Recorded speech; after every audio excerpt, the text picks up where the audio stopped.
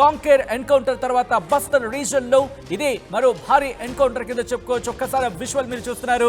అక్కడ ఒక జెండాను వాళ్ళు ముఖ్యంగా ఒక సందేశాన్ని రాసి అక్కడ ఒక జెండాను అక్కడ వాళ్ళు వేలాడించారని చెప్పుకోవాలి.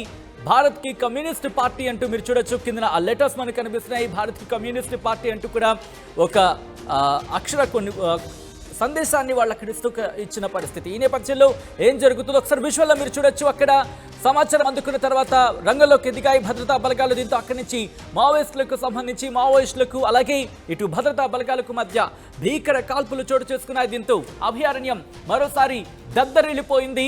ఇప్పటికే ఛత్తీస్గఢ్కి సంబంధించి అక్కడ ఎటువంటి పరిస్థితి ఉందో చూసాం. ముఖ్యంగా బస్తర్ రీజన్లో మొన్నే కాల్పుల మోత జరిగింది. మావోయిస్టులకు అలాగే భద్రతా బలగాలకు మధ్య ఎదురు కాల్పులు చోటు చేసుకున్నాయి. ఇప్పుడు మళ్ళీ దండకారణ్యం మరోసారి కాల్పుల మోతతో దద్దరిల్లిపోయింది.